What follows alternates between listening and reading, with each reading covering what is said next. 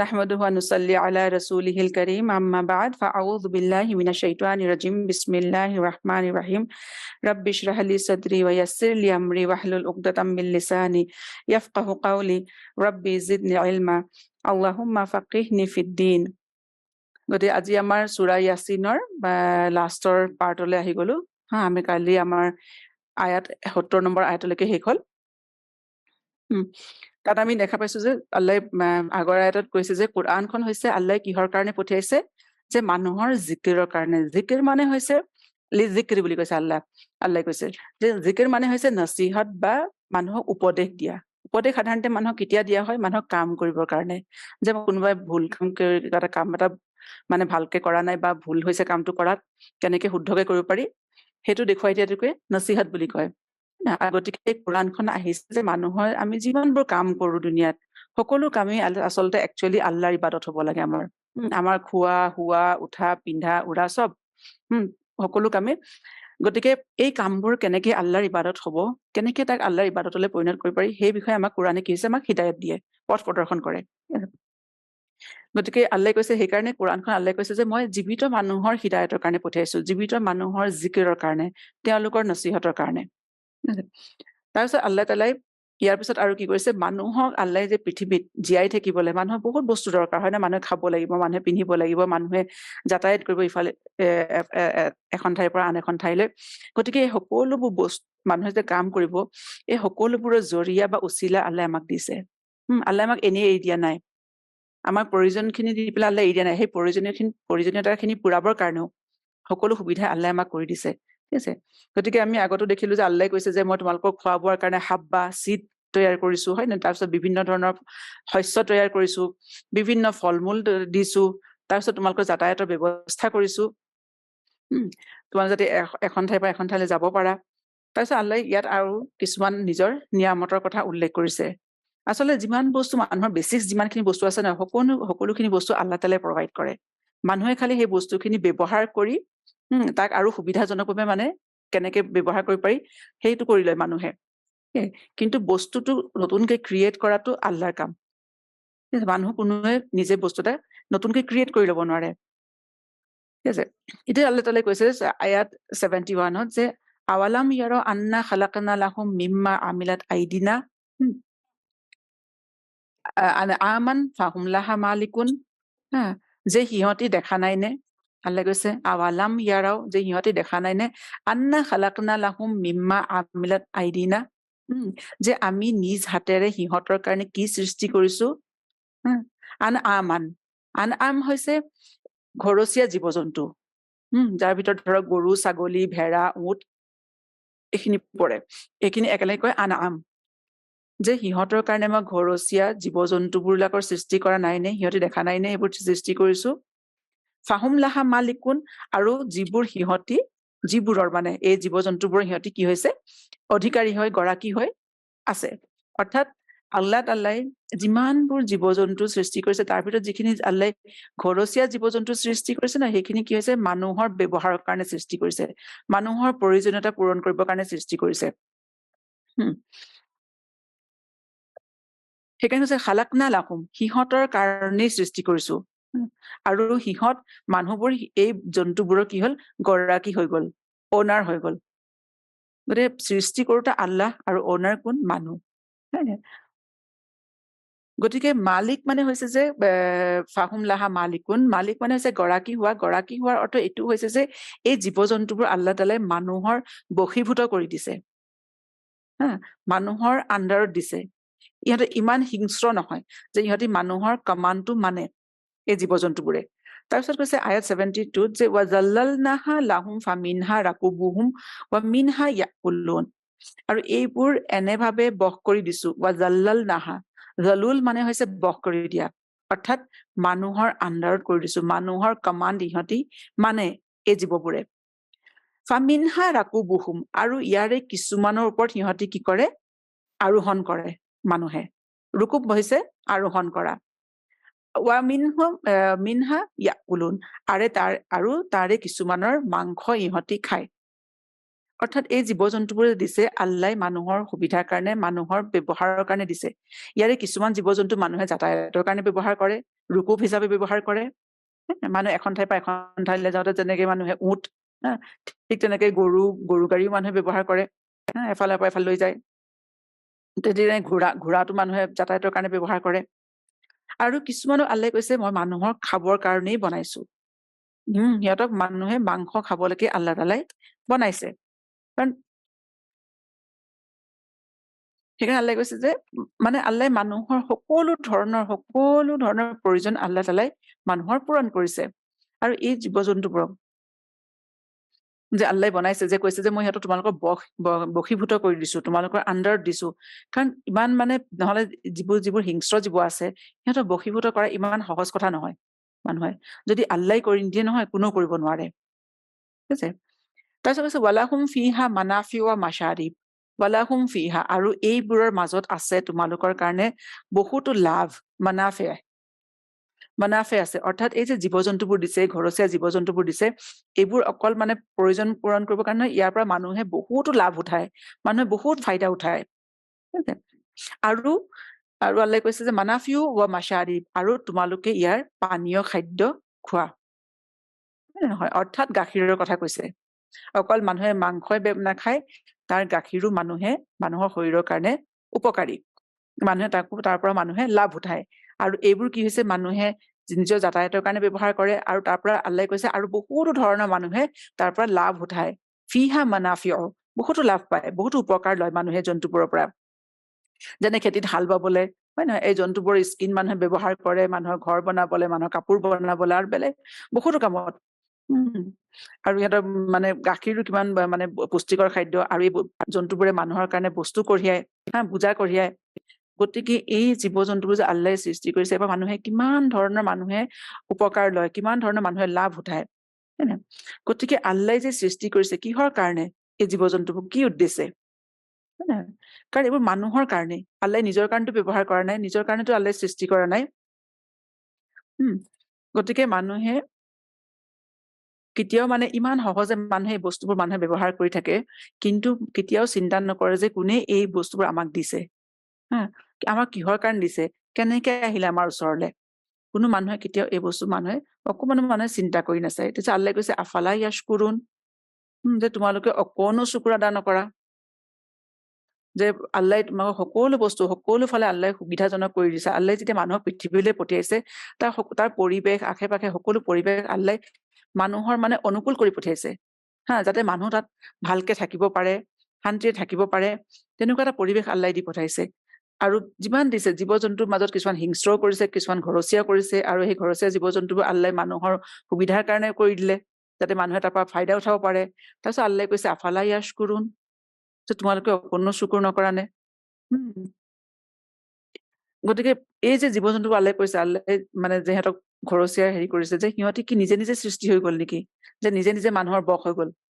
কিছুমান জীৱ জন্তু মানে হঠাৎ পৃথিৱীখন সৃষ্টি হল, এটা মানে হঠাৎ ডাঙৰ বিস্ফোৰণ ঘটিলে একদম, আৰু পৃথিৱীখন সৃষ্টি হৈ গল। তাৰপিছত কিছুমান জীৱ জন্তু হল, কিছুমান গছ গছনি হল, কিছুমান মানুহ হল, আৰু তাৰপিছত কি হল, কিছুমান জীৱ জন্তুৱে গম পালে যে আমি বনৰীয়া হব লাগে, আমি হিংস্ৰ হব লাগে, কিছুমানে গম পালে মানুহৰ হেৰি হবলে। সেইটো কেতিয়াও নহয়, সেইটো যদি আল্লাহ তাআলাই নকৰে নহয়। আল্লাহ এটা সকলো বস্তু যেতিয়া পৃথিৱীৰ সৃষ্টি কৰিছে, এটা চিষ্টেমত সৃষ্টি কৰিছে, এটা নিজাম চলাই আছে, আল্লাহ এটা চিষ্টেম চলাই আছে। আৰু সেই চিষ্টেমৰ কাৰণে যিমান বস্তু যেনেকে যি ধৰণে দৰকাৰ, আল্লাহ সেই ধৰণে তৈয়াৰ কৰিছে, সেই ধৰণে সৃষ্টি কৰিছে। আৰু মানুহে কি হৈছে, আল্লাহৰ এই কুদৰত মানুহে বুজি নাপায়, আৰু আল্লাহ তাআলাক মানুহে কি কৰে, চেলেঞ্জ কৰে। গতিকে আল্লাহ তাআলাই যেতিয়া মানুহক পৃথিৱীত জন্ম দিছে ন, মানুহক এনেই এৰি দিয়া নাই। মানুহৰ সকলো সুখ সুবিধা আল্লাহ মানে কেয়াৰ কৰে, আল্লাহ সকলো সুবিধাৰ খেয়াল ৰাখে। ঠিক আছে। সেইকাৰণে আল্লাহ কৈছে যে তোমালোকে মানে আফালা ইয়াশকুৰুন। গতিকে আগতে আমি দেখিছো যে আল্লাহ কৈছে যে তোমালোকে লা তাবুদু শাইতান। গতিকে আল্লাহ দিয়া বস্তু ব্যৱহাৰ কৰিব দুনিয়াত, আল্লাহ দিয়া জীৱন যাপন কৰিব, আল্লাহ দিয়া খাব, আল্লাহ দিয়া পিন্ধিব, আল্লাহ দিয়া বস্তুৰ ফাইদা উঠাব। আৰু কিন্তু মানুহে কি হৈছে, কথা কাৰ শুনে, মানুহে শয়তানৰ কথা শুনে, মানুহে আনৰ কথা শুনে। আল্লাহৰ হুকুম মানুহে ফল' কৰিবলৈ চেষ্টা নকৰে, আল্লাহৰ হুকুম মানি ল'ব নোখোজে মানুহে। কোৰআন শৰীফখন কি হয়, আল্লাহৰ হুকুম। আল্লাহ মানুহক নিৰ্দেশ দিছে যে তোমালোকে এনেকে চলা পৃথিৱীত। আৰু মানুহে আল্লাহৰ সকলো বস্তু ব্যৱহাৰ কৰে, আল্লাহ দিয়া সকলো সুখ সুবিধা মানুহে ব্যৱহাৰ কৰে, কিন্তু কথা কাৰ শুনে? মানুহে আনৰ শুনে। আন মানুহ মানে শয়তানৰ মানুহৰ দাস হয়। সেইকাৰণে আল্লাহে কৈছে লা তাবুদু শয়তান। আৰু মানুহে কি হৈছে, আৰু অন্যান্য মানে দেৱ দেৱী মানুহে কিছুমান মানুহে মানি লয়, কিছুমান বুজুৰ্গ মানুহে মানি লয়, সিহঁতৰ কথা মানুহে শুনে। আল্লাহৰ কথা মানুহে নুশুনে। যেনেকে ধৰক এটা কোনোবা এখন কোম্পানীত যদি এটা মানে CEO হ'ল, হা নাই, এজন মানুহৰ CEO এপইণ্ট কৰিলে, তেওঁক কোম্পানীৰ ফালৰ পৰা ধুনীয়া ঘৰ দিলে, ফাৰ্নিছ ঘৰ দিলে, গাড়ী দিলে, কাম কৰা মানুহ দিলে, সকলো ধৰণৰ সুবিধা দিলে, কিন্তু আল্টিমেটলি কি হ'ল, সেই মানুহজনে সেই কোম্পানীটোৰ কি হৈছে চিক্ৰেটবোৰ আন কোম্পানী, ৰাইভেল কোম্পানী যদি হেৰি কৰি দিয়ে, গতিকে সেই মানুহজনটো কেতিয়াও এই কোম্পানীটোৰ ফৰ্মাবৰ্ডাৰ নহলে না, সকলো সুবিধা ভোগ কৰিব এখন ঠাইৰ পৰা, আৰু মানে হেৰি কৰিব, লয়েল হ'ব আনৰ। গতিকে আল্লাহে কৈছে, গতিকে তোমালোকে মানুহৰ কথাটো কৈছে যে সকলো সুবিধা সকলো বস্তু আল্লাহৰ পৰা ল'ব, আৰু মানুহে কি কৰিব, ফল' কাক কৰিব, মানুহে অনুসৰণ কাক কৰিব, শয়তানক। তাৰপিছত কৈছে ৱাত্তাখাযু মিন দুনিল্লাহি আলিহাতান লাআল্লাহুম ইউনছাৰুন। অকল শয়তানকে মানুহে ইবাদত নকৰে, তাৰ বাহিৰেও আল্লাহে কৈছে সিহঁতৰ কি কৈছে, মানুহে কি কৰে, আল্লাহৰ পৰিৱৰ্তে আনক ইলাহ কৰি লৈছে। আলিহা, আলিহা হৈছে ইলাহৰ মানে প্লুৰেল। ইলাহ কৰিছে মানে কি? ইলাহ মানে হৈছে যি উপাসনাৰ যোগ্য, যি মানে ইবাদতৰ যোগ্য। অৰ্থাৎ আল্লাহক বাদ দি মানুহে কি হৈছে, আন আন বস্তুক আন আন ইলাহ বনাই লৈছে। আৰু বহুতো বস্তু আছে মানুহে ইলাহ বনাই লৈছে। কিমান মানুহ আছে যিবোৰ ধৰক কিছুমান মানে যিবোৰ বাস্তৱত নাথাকে, তেনেকুৱা কিছুমান মানুহৰ মানে কল্পনা কৰি দেৱ দেৱী মানুহে বনাই লয়, হয় নহয়? কিমান মানুহ আছে, কিছুমান মানুহে যে মানে কিছুমান বুজুৰ্গ থাকে, সেই বুজুৰ্গসকল যেতিয়া ঢুকাই যায়, সিহঁতক কি কৰে, মানুহে ইলাহ বনাই লয়, সিহঁতৰ দৰগাহত গৈ মানুহে খুজিবলৈ ধৰে, হয় নে নহয়? তাৰপিছত কিছুমান আকৌ আৰবৰ সময়ত কালচাৰ আছিলে যে সিহঁতে কি হয়, ফিৰিষ্টাবোৰক মানে সিহঁতে ইলাহ বনাই লৈছিলে। ফিৰিষ্টাসকলক দেখাই নাই, কিন্তু ফিৰিষ্টাসকলক ইলাহ বনাই লৈছিলে। গতিকে মানুহে মানে আল্লাহক বাদ দি মানুহে সকলো ধৰণৰ বস্তু মানুহে কি হৈছে, পুজিবলৈ লাগি যায়। সেইকাৰণে আল্লাহে কৈছে যে তোমালোকে সকলো বস্তু, সকলো ফাইদা আল্লাহ দিয়া বস্তুৰ পৰা উঠাবা, কিন্তু তোমালোকে যি সময়ত ইবাদতৰ কথা আহি পৰে, যি সময়ত মানে মানি লোৱাৰ কথাটো আহি পৰে, সেই সময়ত কি হয়, মানুহে আন আন বস্তু আল্লাহৰ ঠাইত ৰাখি দিয়ে, আল্লাহৰ স্থানত ৰাখি দিয়ে। আৰু মানুহে এইটো কাৰণে ৰাখে, কিহৰ কাৰণে মানুহে এই বস্তুবোৰক মানুহে ইলাহ বনাই লয়, এই দেৱ দেৱীয়ে হওক বা কোনোবা বুজুৰ্গে হওক বা অলি আউলিয়াই হওক। গতিকে এইবোৰ কিহৰ কাৰণে মানুহে বনাই লয়, ইলাহ বনাই লয়? মানুহে ভাবে যে ইহঁতি আমাৰ দুখবোৰ নাইকিয়া কৰিব, লাআল্লাহুম ইউনছাৰুন, যে ইহঁতি আমাক আমাৰ বিপদৰ সময়ত সহায় কৰিব, হয় নে নহয়? আমাৰ বেমাৰ, কাৰোবাৰ বেমাৰ হৈছে, মানুহে ভাবে যে বেমাৰৰ সময়ত মানুহে কি হয়, এনেকুৱা ইলাহবোৰৰ ওচৰত যায়, যে মানুহ আমাৰ এই ইলাহবোৰে আমাৰ বেমাৰ ঠিক কৰিব। কাৰোবাৰ ল'ৰা ছোৱালী নাই, এই ইলাহৰ ওচৰত যাব, আমাৰ মানে এই ইলাহবোৰে আমাক কি হৈছে, সতি সন্ততি দিব। কাৰোবাৰ চাকৰি দৰকাৰ, মানুহে ইলাহবোৰৰ ওচৰত যাব, কি সিহঁতি আমাক ৰিস্ক দিব। গতিকে আল্লাহে কৈছে যে মানে যে মানুহে কিমান ধৰণৰ পৃথিৱীত মানুহে আল্লাহক বাদ দি, মানুহে ইমান আকল দিয়াৰ পাছতো, আল্লাহে মানুহক বিবেক দিয়াৰ পিছতো মানুহে কি হৈছে, কেনেকে মানুহে এই বস্তুবোৰক মানুহে ইলাহ বনাই ল'ব পাৰে। কাৰণ কেলে লা ইয়াস্তাতিউনা নাছৰাহুম, যে ইহঁতৰ কোনো সামৰ্থ্যই নাই যে সিহঁতি নিজৰ সহায় কৰিব পাৰিব। সঁচাকে চাবলৈ গ'লে যদি ক'ৰবাত মানে মূৰ্তি এটা থাকে, মূৰ্তিটোতো কাকো সহায় কৰিব নোৱাৰে, নিজৰে সহায় কৰিব নোৱাৰে। কোনোবাই গৈ যদি মূৰ্তিটো ভাঙি দিব খোজে, নিজৰো সহায় কৰিব নোৱাৰে, নিজৰ প্ৰটেকশ্যন কৰিব নোৱাৰে।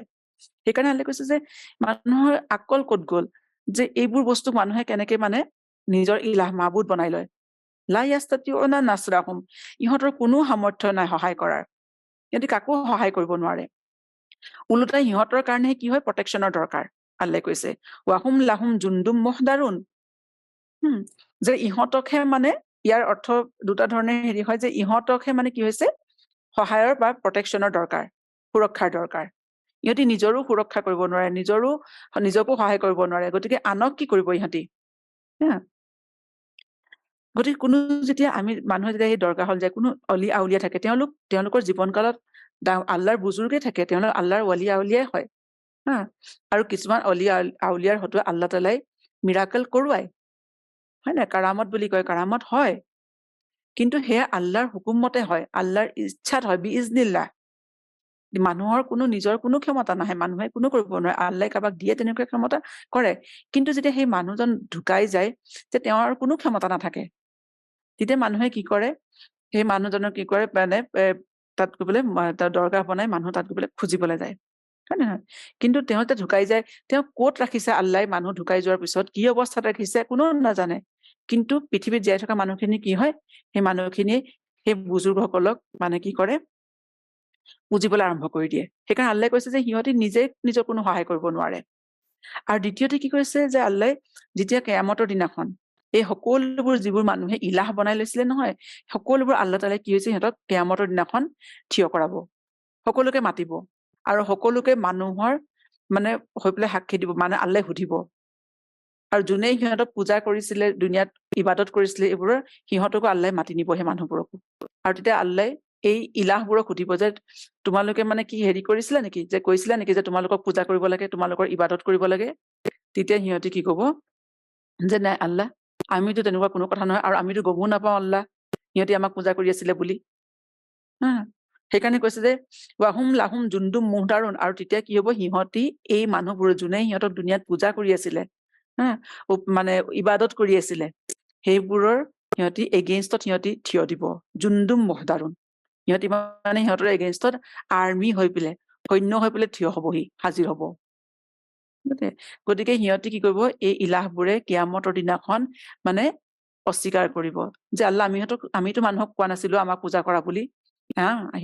গতিকে যেনেকে ছয়তানৰ সেইদিনাখন কিয়ামতৰ দিনাখন কি হব, অস্বীকাৰ কৰি দিব, হঠাৎ মানে পিছ হুকি দিব, যে দুনিয়াত মানুহে কব নহয়, আল্লাহক কব, আল্লাহ ছয়তানে আমাক মানে হেৰি কৰিছিলে, ফুচুলাইছিলে, তেতিয়া ছয়তানে কব মইতো তোমালোকক জবৰদস্তি অনা নাছিলো, কামটো তোমালোকে নিজে কৰিছিলা, মই খালি কথাটো কৈছিলো, গতিকে তোমালোকে নিজৰ কামৰ দায়িত্ব তোমালোকে নিজে লোৱা। ঠিক তেনেকে এই ইলাহবোৰো কি হব, সেইদিনাখন আল্লাহৰ ওচৰত মানুহে যে সিহঁতক পূজা কৰিছিল সেই কথা সিহঁতি অস্বীকাৰ কৰি দিব, মানুহৰ বিৰুদ্ধে সিহঁতি সাক্ষী দিব। গতিকে আল্লাই কৈছে যে মানুহে মানে ইমানখিনি জানি বুজো এই ইলাহবোৰে যেতিয়া নিজৰে দুনিয়াত থাকোতেও যেতিয়া মানুহে মূৰ্তি বনাই লয় বা সিহঁতক ইলাহ বনাই লয়, সিহঁতি দুনিয়াত নিজৰে সহায় কৰিব নোৱাৰে, সিহঁতি আনক কি সহায় কৰিব? আৰু সকলো বস্তু, সকলো সৃষ্টিৰ সকলো বস্তু, আশে পাশে যিমান বস্তু আছে মানুহে দেখিছে সকলোবোৰ আল্লাহৰ দ্বাৰা সৃষ্টি, নিজে নিজে সৃষ্টি হৈ যাব নোৱাৰে, সকলোৱে যি শক্তি পাইছে আল্লাহৰ পৰাই পাইছে। গতিকে ইমানবোৰ দেখাৰ পিছতো মানুহে কেনেকে কমজুৰি বস্তুক মানুহে কেনেকে ইলাহ বনাই ল'ব পাৰে, আল্লাহক বাদ দি মানুহে কেনেকে আনক ইলাহ পাৰে, আল্লাহ কেনেকে মানুহে চিনি নাপাব পাৰে দুনিয়াত। গতিকে কৈছে লা ইয়াস্তাতিউনা নাছৰাহুম ওয়াহুম লাহুম জুন্দুম মুহদাৰুন। তাৰপিছত আল্লাহ তাআলা এতিয়া কি হৈছে, ৰাসূলুল্লাহ সাল্লাল্লাহু আলাইহি ওয়াসাল্লামক কাৰণ মানে সান্তনা দিছে, আকৌ সেই আগৰ হেৰিটোলে, প্ৰথমতে যিটো আৰম্ভ হৈছিলে সূৰা ইয়াছিনটো, তালে আল্লাহ তাআলা আকৌ মানে তাৰ টপিকটো আকৌ ঘূৰি গৈছে। ফালা ইয়াহজুনকা কাউলাহুম, আল্লাহ কৈছে যে ইহঁতৰ কথাত, এই মুশ্ৰিকিনবোৰৰ কথাত আপুনি দুখ নকৰিব। ফালা ইয়াহজুনকা, হুজুন হৈছে যে দুখ কৰা, অৰ্থাৎ ৰাসূলুল্লাহ ইছলামে মানে, কাৰণ সিহঁতে যেতিয়া অপবাদ মানে উৰুৱাইছিলে বা প্ৰপগাণ্ডা কৰিছিলে ৰাসূলুল্লাহ ইছলামৰ এগেইনষ্টত, তেতিয়া মানুহৰ শুনি মানুহৰ দুখ লাগে। আৰু কাৰণ প্ৰপগাণ্ডা কি হৈছে, মানুহৰ যিটো মানে কাম কৰা হেৰিটো থাকে নহয়, তাৰ পৰা মানুহ আঁতৰ কৰি দিয়ে, মানুহ নিজৰ আচল উদ্দেশ্যৰ পৰা মানুহ আঁতৰ হৈ যায়, কাৰণ মানুহৰ যে দুখ লাগে মানুহৰ কাম কৰিবলৈ মন নাথাকে, মানুহৰ কনফিডেন্সটো মানুহৰ নাইকিয়া হৈ যায়। সেইকাৰণে আল্লাহে কৈছে যে আপুনি সিহঁতৰ কথাত গুৰুত্ব দিবলৈ কোনো দৰকাৰী কথা সিহঁতি কোৱা নাই। সিহঁতে যিমান প্ৰপগাণ্ডা উলিয়াওক, যি কৰক, আপুনি সিহঁতৰ কথাত মন দিব নালাগে, কাৰণ সিহঁতি এইবোৰ অলাগতিয়াল অদৰকাৰী কথা কৈ আছে। ইন্না না'লামু মা ইউছিৰুনা ওয়া মা ইউলিনুন, কিয় আল্লাহ তাআলাই কৈছে যে আপুনি সিহঁতৰ কথা শুনিব নালাগে, গুৰুত্ব দিব লগা কথা নহয়, বা আপুনি দুখ নকৰিব, কাৰণ আল্লাহে কৈছে নিঃসন্দেহে আমি খুব ভালদৰে জানো সিহঁতে গোপনে কি কৰে আৰু প্ৰকাশ্যে কি কৰে। অৰ্থাৎ এই মানুহবোৰে যে ৰাসূলুল্লাহ সাল্লাল্লাহু আলাইহি ওয়াসাল্লামৰ এগেইনষ্টত প্ৰপগাণ্ডা কৰিছে না, যে সকলো ফালে বাতৰি বিয়পাই দিছে যে মানুহজন মজনুন হয়, এওঁৰ কথা নুশুনিবা, এওঁ যিটো মেছেজ লৈ আহিছে সেইটো কোনো মানে হেৰি কথা নহয়, সেইটো কিছুমান শ্বেৰ শ্বায়ৰী হয়, কিছুমান মানে পুৰণা কাহিনী হয়, সাধু কথা হয়, নুশুনিবা। কিন্তু আচলতে এই মানুহখিনিয়ে যিবোৰ কাম কৰি আছে নহয়, মুশ্ৰিকিনবোৰে যি প্ৰপগাণ্ডা কৰিছে, সিহঁতিও ভালকেই জানে যে ৰাসূলুল্লাহ সাল্লাল্লাহু আলাইহি ওয়াসাল্লামে যি কথা কৈ আছে, যি মেছেজ মানুহক দি আছে, সি সম্পূৰ্ণ সত্য। গতিকে সেই সত্য কথাটো যেতিয়া সিহঁতি দলিল দি কাটিব নোৱাৰে, যুক্তি তৰ্কৰে যেতিয়া সিহঁতি খণ্ডন কৰিব নোৱাৰে সেই কথাটো, তেতিয়া কি হয়, মানুহে তাক অস্বীকাৰ কৰিবলৈ আৰম্ভ কৰি দিয়ে আৰু তাৰ এগেইনষ্টত মিছা প্ৰপগাণ্ডা উলিয়াবলৈ মানুহে আৰম্ভ কৰি দিয়ে। ঠিক আছে, তেতিয়া মানুহে যুক্তিৰে মানে বস্তুটো খণ্ডাব নোৱাৰা হৈ যায়। আৰু সেইকাৰণে সিহঁতিও জানিছিলে, মুশ্ৰিকিনবোৰো জানিছিলে যে ৰাসূলুল্লাহ সাল্লাল্লাহু আলাইহি ওয়াসাল্লামে যিটো মেছেজ দিছে সেইটো সম্পূৰ্ণ সত্য, সেইটো আল্লাহৰ ফালৰ পৰা অহা দিন, সেইটো তেওঁৰ নিজৰ মনে সজা কথা নহয়, বা তেওঁ নিজে মনেৰে কিছুমান ধৰ্ম উলিয়াই দিলে, মনেৰে কিছুমান ৰুল উলিয়াই দিলে, সেইটো কথা নহয়, সেইটো সম্পূৰ্ণ আল্লাহৰ ফালৰ পৰা অহা ডিভাইন ৰুল এইখিনি। আৰু এইটো কি হৈছে, সিহঁতে যিমানেই অপ'জ কৰক, যিমানে যি কৰক, মানে এই দিন পৃথিৱীত প্ৰতিষ্ঠা হবই, গোটেই পৃথিৱীত বিয়পি পৰিবই। মানে পৃথিৱীত আল্লাহ কাৰণে কৈছে গালিব আহিব, গালিব অহা মানে প্ৰতিষ্ঠিত হৈ যাব, ই সকলোকে মানে হেৰি কৰিব, কি কৰিব, মানে তল পেলাই দিব এই দিনে। সেই আৰৱত সেই সময়ত কেইজনমান মানুহ, সিহঁতে ভাবিছিলে মানুহখিনি মৰি গলে দিন শিকাব, কিন্তু পিছত সিহঁতি এই বস্তুটো উপলব্ধি কৰিছে, কাৰণ যেতিয়াই কোৰাণৰ যেনেকে আয়াত নাজিল হৈ গৈছে, সিহঁতি বুজিবলৈ আৰম্ভ কৰিলে যে এইটো আল্লাহৰ ফালৰ পৰা অহা দিন, ৰবৰ ফালৰ পৰা অহা, সৃষ্টিকৰ্তাৰ ফালৰ পৰা অহা, গতিকে সেই আল্লাহৰ দিনক কোনো পৃথিৱীত বিয়পি যাবলৈ কোনো ৰখাব নোৱাৰে। আৰু সেই কাৰণে সিহঁতি এই কামবোৰ কৰিছিলে। সিহঁতে কি হৈছে, গোপনে কিন্তু এতিয়া অন্তৰত সিহঁতি মানিছিলে। কাৰণ আবু জাহালৰ ক্ষেত্ৰতো আমি দেখা পাওঁ, আবু জাহাল চবতকে ডাঙৰ মানে বিৰোধী আছিলে, হয় নে নহয়, চবতকে এগেইনষ্টত আছিলে, চবতকে বেছি। কিন্তু সেই আবু জাহালকো যেতিয়া এদিন কোনোবাই সুধিলে যে তোমাৰ কি ধাৰণা, মানে যে মহম্মদে যি মানে হেৰিটো কামটো কৰি আছে এইটো সঁচা নে, কৈছে এইটো সঁচা, সম্পূৰ্ণ সত্য, কিন্তু কিহৰ কাৰণে কৈছে বোলে, কিন্তু মই কেনেকে মানি ল'ম, কাৰণ যদি মহম্মদৰ কথা মানি লওঁ, তাৰমানে মই মোৰ নিজৰ যিটো কৰ্তৃত্ব আছে, যিটো মানে লিডাৰশ্বিপ আছে, মই এৰি দিব লাগিব, মহম্মদৰ তল হৈ যাব লাগিব। গতিকে নিজৰ গৰ্ব আৰু মানে হেৰিত জিদত সিহঁতি মানি লোৱা নাছিলে, কিন্তু সিহঁতি অন্তৰত ভালেই জানিছিলে, চবেই বুজি পাইছিলে। আৰু সেইকাৰণে সিহঁতি মানে কি হৈছে, সেইকাৰণে ৰাসূলুল্লাহ সাল্লাল্লাহু আলাইহি ওয়াসাল্লামক মানে সিহঁতি মিছলীয়া বুলিয়ে কৈ দিছিলে। সিহঁতি তাক যুক্তি তৰ্কৰে সিহঁতি খণ্ডাব পৰা নাছিলে কোৰাণৰ আয়াত কেতিয়াও। সেইকাৰণে আল্লাহে কৈছে যে মই খুব ভালদৰে জানো যে সিহঁতি কি জানে, যে সিহঁতৰ অন্তৰবোৰে কথাটো ঠিকেই বুজি পাইছে, আৰু সিহঁতি বাহিৰত কি কাম কৰি আছে, প্ৰকাশ্যে সিহঁতি কি কাম কৰি আছে, ৱামা ইউলিনুন, এলানিয়া ভাৱে বা প্ৰকাশ্যে সিহঁতি কি কৰি আছে, আল্লাহ তাআলাই খুব ভালকে জানে। সেইকাৰণে আল্লাহে কৈছে ৰাসূলুল্লাহ সাল্লাল্লাহু আলাইহি ওয়াসাল্লামক যে আপুনি দুখ নকৰিব সিহঁতৰ কথাত।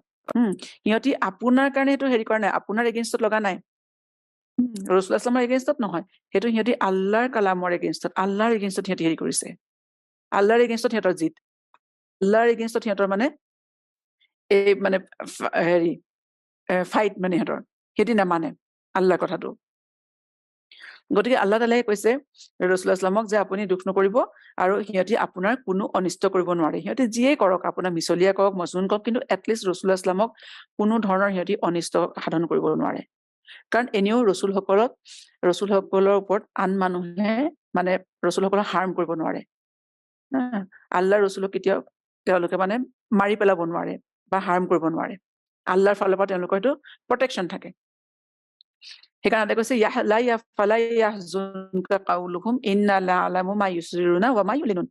তাৰপিছত এতিয়া আল্লাহ তাআলাই কি হৈছে, গোটেই মানৱ জাতিকে সম্বোধন কৰিছে আল্লাহ, সকলো মানুহকে, অকল মুছলমানকে নহয়, সকলো মানুহকে। আল্লাহ কৈছে যে আৱালাম ইয়াৰাল ইনচানো, যে মানুহে আল ইনচান দেখা নাই নে, সিহঁতি বুজি নাপায় নে, আন্না খালাকনাহুম মিন নুতফাতিন, যে মই সিহঁতক নুতফাৰ পৰা সৃষ্টি কৰিছো, লেতেৰা পানীৰ পৰা সৃষ্টি কৰিছো, নগণ্য পানীৰ পৰা, যিটো মানুহৰ চকুতো মানুহে দেখাও নাপায়। ফাইজা হুৱা খাছিমুম মুবিন, আৰু তাৰপিছত কি হৈছে, সিহঁতি মোৰ এগেইনষ্টতে সিহঁতি থিয় হৈছে, সিহঁতি যুক্তি তৰ্ক কৰে, সিহঁতি বাক বিতণ্ডা কৰে আল্লাহৰ এগেইনষ্টত। গতিকে মানুহ যে পৃথিৱীলৈ আহিছে, মানুহে নিজৰ সৃষ্টিটো মানে ভাবিব লাগে, মানুহে কেনেকে জন্ম হৈছে, ক'ৰ পৰা জন্ম হৈছে, মানুহ পৃথিৱীলৈ অহাৰ আগতে মাকৰ গৰ্ভত কি অৱস্থাত আছিলে, ক'ৰ পৰা মানুহ জন্ম হৈছে, আল্লাহে কৈছে সিহঁতি নাজানে নে, সিহঁতি নুতফাৰ পৰা মই সিহঁতক সৃষ্টি কৰিছো। তাৰপিছত সিহঁতি মানে আল্লাহৰ লগত সিহঁতি খাছিমুম মুবিন, খাছিম হৈছে যুক্তি তৰ্ক কৰা, বাক বিতণ্ডা কৰা, কথাটো যে মানি নলবলৈ মানে সদায় তাৰ এগেইনষ্টত কথা কোৱা। গতিকে আল্লাহে কৈছে যে এতিয়া যে মই সিহঁতক ক'ৰ পৰা সৃষ্টি কৰিছো, আৰু এতিয়া আমাৰ বিপক্ষে সিহঁতি কি হৈছে, থিয় হৈছে, মোৰ লগত সিহঁতি তৰ্ক কৰে। যে মানুহ ইমান ডাঙৰ হৈ গল, ইমান শক্তিশালী হৈ গল, যে আল্লাহৰ বিৰুদ্ধে থিয় হব সিহঁতি, আল্লাহৰ বিৰুদ্ধে সিহঁতি তৰ্ক কৰিব। আৰু নবী সাল্লাল্লাহু আলাইহি ইছলামৰ বিৰোধিতা কৰা মানে কি? কাৰণ আগতেতো তেওঁক বিৰোধিতা কৰা নাছিলে সিহঁতি নবুৱত পোৱাৰ আগতে, মানে সেই সময়তে তেওঁ সকলোতকে সন্মানীয় মানুহ আছিলে মক্কাৰ। কিন্তু জাহা নবুৱত আহি গ'ল, তেতিয়াই কি হ'ল, সকলোবোৰ ৰাসূলুল্লাহ ইছলামৰ এগেইনষ্টত হৈ গ'ল, হয় নাই? সেইকাৰণে আল্লাহে কৈছে নবী সাল্লাল্লাহু আলাইহি ইছলামৰ বিৰোধিতা মানে আল্লাহ তাআলাৰ বিৰোধিতা। সিহঁতি আল্লাহৰ এগেইনষ্টত থিয় হৈছে, আল্লাহৰ এগেইনষ্টত সিহঁতি তৰ্ক কৰিছে, খাচিমু মুবিন।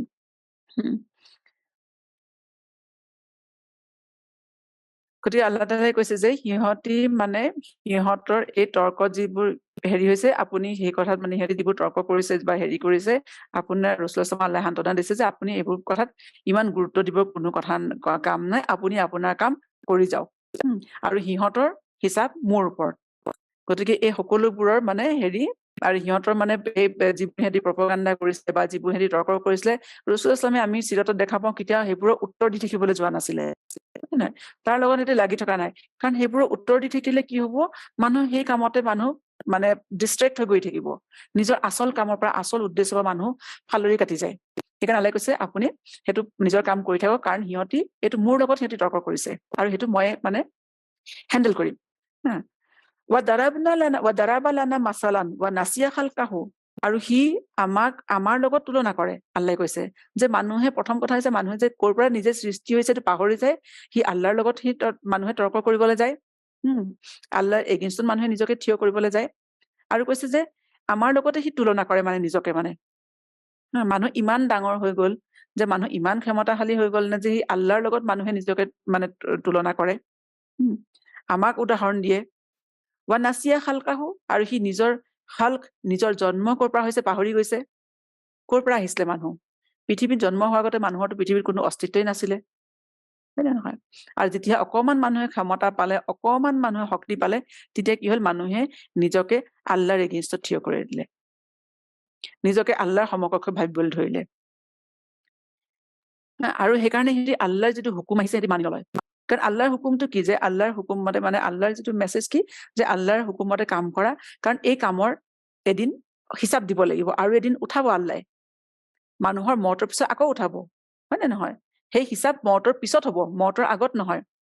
তেতিয়া সিহঁতৰ যেতিয়া কোৱা হয়, সিহঁতি কি কৰে, কালা মাইয়ুহিল ইজামা ৱাহিয়া ৰামিম, তেতিয়া সিহঁতক যে কোৱা হয় মৌতৰ পিছত আকৌ উঠাব, তেতিয়া সিহঁতি লিটাৰেলি মানে মক্কাৰ মানুহখিনি কি কৰিছে, এদিন মানে এটা সেই হাড় লৈ আহিছে, যে আমাক এই হাড়বোৰ যে গেলি পচি গ'ল, ইয়াত আকৌ কোনোবাই জীয়াই উঠাব এই হাড়বোৰ। মানে সিহঁতি অপেন চেলেঞ্জ কৰে ৰাসূলুল্লাহ সাল্লাল্লাহু আলাইহি ওয়াসাল্লামক, ঠিক আছে, যে কালা মাইয়ুহিল ইজামা ৱাহিয়া ৰামিম, কোনে এই ইজাম মানে যে হাড়, এই পুৰণা গেলি পচি যোৱা হাড়ত কোনে মানে জীৱন দিব, কোনে জীয়াব? ৰামিম হৈছে মানে বহুত পুৰণা হাড়, বহুত পুৰণা হৈ যোৱা, মানে একদম গেলি পচি যাব ধৰা হেৰি। আৰু এই যিটো সিহঁতি আপত্তি কৰে নে, যে এই যে মানে হাড়, এই যে গেলি পচি যোৱা হাড়, মাটিত মিলি যোৱা হেৰি, মাংসৰ কথাটো নাহে বাৰু, যে হাড় কিমান কঠিন হয় না, মিলি যাওঁতে, মাটিত মিলোতে কিমান টাইম লাগে, গতিকে কত পুৰণা মানে কিমান কবৰ আছে, এই গোটেই হাড়বোৰ কিমান মাটিত মিলি গৈছে, গতিকে এইবোৰ আকৌ কেনেকে জোৰা লাগিব, তাত আকৌ কেনেকে মানে এইবোৰ জোৰা লাগি মানুহৰ আকৌ কেনেকে সৃষ্টি হ'ব পাৰে, আৰু মুশ্ৰিকিনবোৰে এই আপত্তিটো কোৰাণে মজিদত বাৰে বাৰে আহিছে, বাৰে বাৰে সিহঁতৰ যেতিয়া মানে কিয়ামতৰ কথা কোৱা হয়, হিচাপৰ কথা কোৱা হয়, সিহঁতি বাৰে বাৰে এই কথাটোতে আপত্তি কৰে, যে আমাক আকৌ কোনে, মানে এই হাড়বোৰ আকৌ কোনে হেৰি কৰিব, কোনে আকৌ জীয়াই উঠাব পাৰে, কাৰণ অলৰেডি এইটো নাইকিয়া হৈ গ'ল পৃথিৱীৰ পৰা। গতিকে সিহঁতি কি হৈছে, আখিৰত বা পুনৰ জীৱন সিহঁতি অস্বীকাৰ কৰে। গতিকে যিটো দেহাটো মাটিত গেলি পচি মিহলি হৈ যোৱাৰ পিছত কোনে আৰু তাত মানে জীৱন দান দিব পাৰে। গতিকে আজিও সেইটো অকল সেই সময়ৰ মক্কাৰ বা আৰববোৰৰে, মুশ্ৰিকিনবোৰৰে আপত্তি নাছিলে, আজিও মানুহৰ সেইটোৱে আপত্তি, যে মানুহ মৰাৰ পিছত আকৌ কেনেকে জি উঠিব পাৰে, পুনৰ জীৱন কেনেকে সম্ভৱ, নহয়? যেতিয়া কিছুমান মানুহ আছে জুইত পুৰি ছাই হৈ গ'ল, হয় নাই, গেলি পচি মাটিত মিলি গ'ল, পানীত উটি গ'ল, গতিকে সেই শৰীৰটো কেনেদৰে জোৰা লগাব? সেইকাৰণে আল্লাহে কৈছে যে সিহঁতি মানে আমাক চেলেঞ্জ কৰিছে, আল্লাহক চেলেঞ্জ কৰে, যে মানে ইমান হেৰি মানুহ নাইকিয়া হৈ যোৱাৰ পিছত কোনে সিহঁতক উঠাব?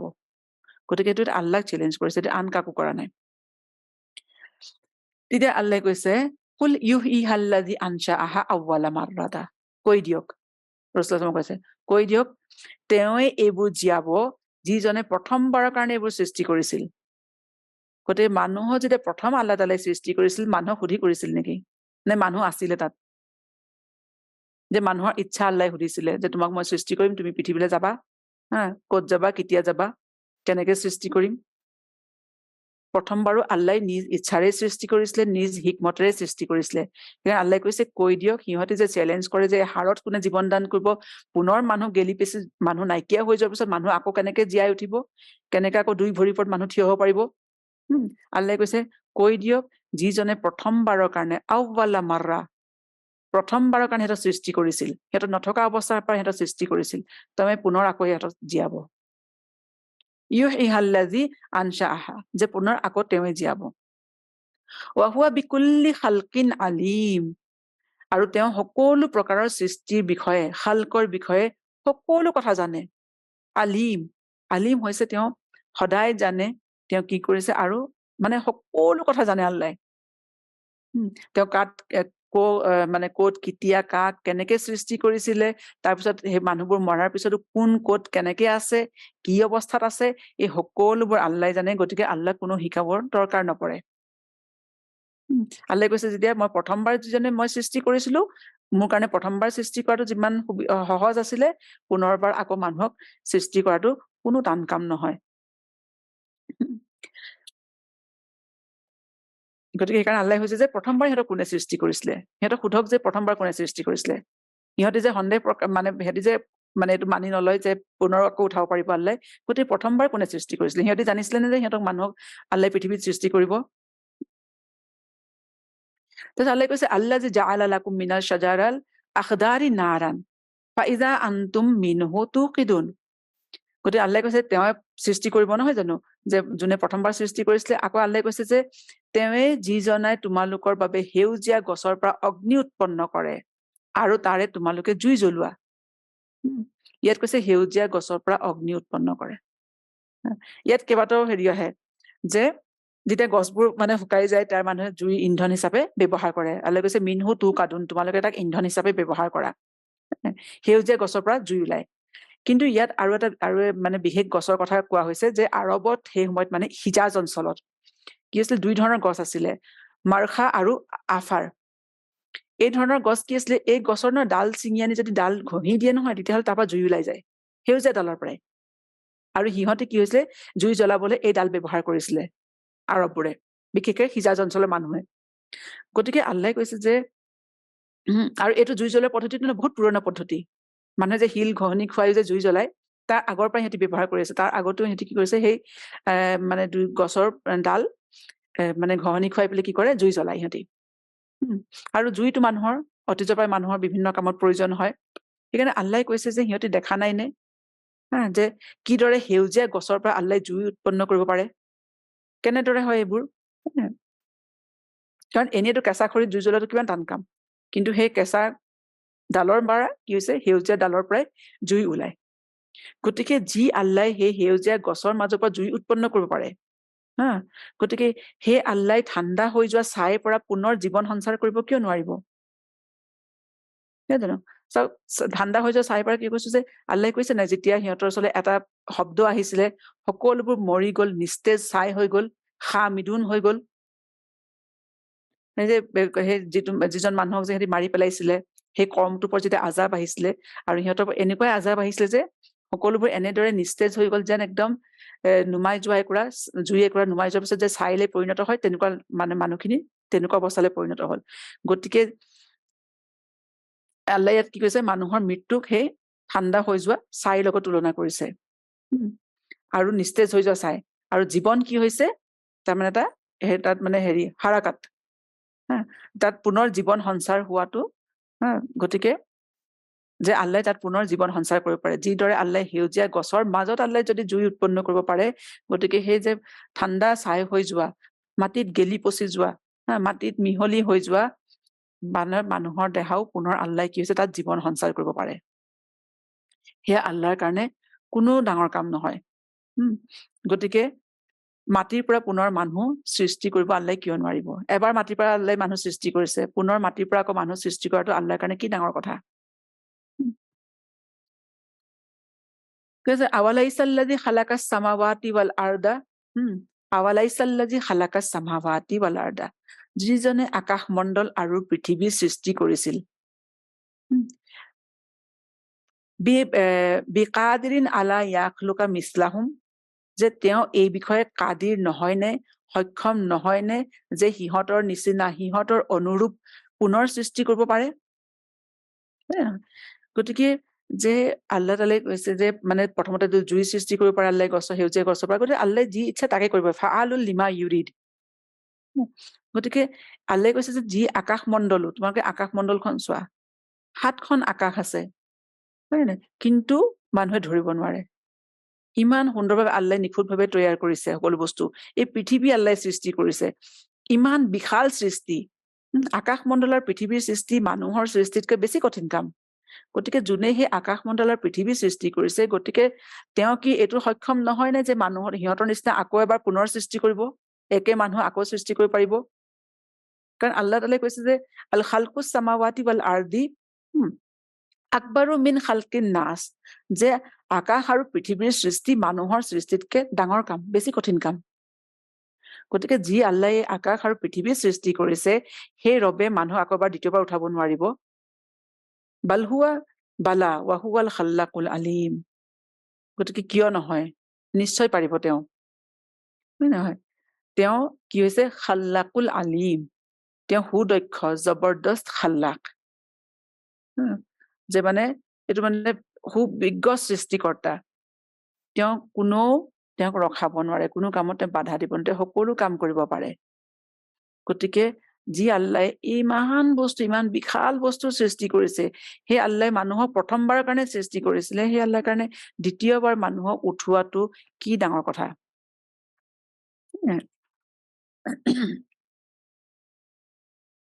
ইন্নামা আমৰুহু, তেওঁৰ কাৰণে কোনো কাম, মানে কোনো কাম যেতিয়া তেওঁ মানে কোনো কাম আল্লাহৰ কাৰণে কোনো কঠিন নহয়। ইন্নামা আমৰুহু, তেওঁৰ কাৰণে কোনো কাম মানে কি, বাছ আল্লাহ তাআলাৰ এটা হুকুম। আল্লাহ যেতিয়া কিবা এটা কাম কৰিবলৈ ইচ্ছা কৰে, ইজা আৰাদা শাইয়ান, তেওঁ যেতিয়া কিবা এটা ইৰাদা কৰে, সিদ্ধান্ত লয়, ঠিক কৰে কিবা এটা কাম কৰিবলৈ, কিবা এটা সৃষ্টি কৰিবলৈ, তেতিয়া কি কৰে, ইয়াকুলু লাহু, তেওঁ বাছ কয় কুন ফায়াকুন, হ, আৰু সেইটো হৈ যায়। যিকোনো বস্তু, যিকোনো সৃষ্টি যেতিয়া আল্লাহ ঠিক কৰে, ডিচাইড কৰে, আল্লাহ যেতিয়া ভাবে যে মই এইটো কৰিম, তেতিয়া আল্লাহ খালি বাছ বস্তুটো কব লাগে, এইটো হৈ যা, হ কোন, আৰু কি হয় বস্তুটো, ফায়াকুন, কি হৈ যায়। গতিকে আল্লাহৰ সৃষ্টিৰ কাৰণে মানে কোন, আল্লাহ বস্তু এটা সৃষ্টি কৰিবলৈ আল্লাহৰ মানে চকুৰ পলক পেলোৱাৰ সমানো সময় নালাগে, খালি আল্লাহ বাছ কোন কব লাগে আৰু বস্তুটো হৈ যায়। আৰু তেনেকে কিমান বস্তু সৃষ্টি আদিৰ পৰা এতিয়ালৈ কিমান বস্তু আল্লাহ ডেইলি বস্তু সৃষ্টি হৈ থাকে, ডেইলি বস্তু আল্লাহ সৃষ্টি কৰে। গতিকে আল্লাহ কৈছে মৰা মানুহক জীয়াই তুলিবলৈ আল্লাহৰ অকমানো সময় নালাগে। আল্লাহ কোন কব, মানুহ উঠি যাব। ফাছুবহানাল্লাযী বিয়াদিহিল মালাকুতু, গতিকে পাক পবিত্ৰ সেই মহান সত্তা, যাৰ হাতত সকলো বস্তুৰ কি হৈছে মিল্কিয়ত, মালাকুত আছে, বাদশ্বাহী আছে, কৰ্তৃত্ব আছে। কুল্লি শাইইন, সকলো বস্তুৰে কৰ্তৃত্ব কাৰ হাতত আছে, আল্লাহৰ হাতত। আৰু সেই আল্লাহ কি হৈছে, সকলো দুখ ত্ৰুটিৰ পৰা আল্লাহ পাক, সুবহানাল্লাহ, সুবহানাল্লাযী। ওয়া ইলাইহি তুৰজাউন, আৰু তোমালোক সকলোৰে প্ৰত্যাৱৰ্তন কি হৈছে, তেওঁৰ ফালেই। সকলোৱে এদিন তেওঁৰ ফালেই ৰুজু কৰিব লাগিব, ঠিক আছে। প্ৰকৃত মালিক, প্ৰকৃত সকলো কৰ্তৃত্বৰ অধিকাৰী, প্ৰকৃত হাকিম কোন, সেই আল্লাহ সুবহানাহু ওয়া তাআলা। আৰু তেওঁ সকলো ধৰণৰ দুখ ত্ৰুটি, কমজুৰি, ভাগৰ ইত্যাদিৰ পৰা আল্লাহ কি হৈছে, পাক। আল্লাহ ইমান সৃষ্টি কৰিছে, আল্লাহ সকলোৰে প্ৰতিপালন কৰে, কিন্তু আল্লাহৰ কোনো ভাগৰ নালাগে। আল্লাহৰ চোৰ্চ শেষ হৈ নাযায়, ৰিচোৰ্চ শেষ হৈ নাযায়, আল্লাহৰ ইলম শেষ হৈ নাযায়। গতিকে কি হৈছে, আল্লাহ সকলো ফালৰ পৰা, সকলো দুখ ত্ৰুটিৰ পৰা, সকলো কমজুৰিৰ পৰা আল্লাহ পাক আৰু পবিত্ৰ। সকলো মানুহ কমজোৰ, মানুহৰ কিবা এটা কাম কৰিলে ভাগৰ লাগে, মানুহে কিবা এটা সৃষ্টি কৰিলে মানুহৰ ভাগৰ লাগে, আল্লাহৰ নালাগে।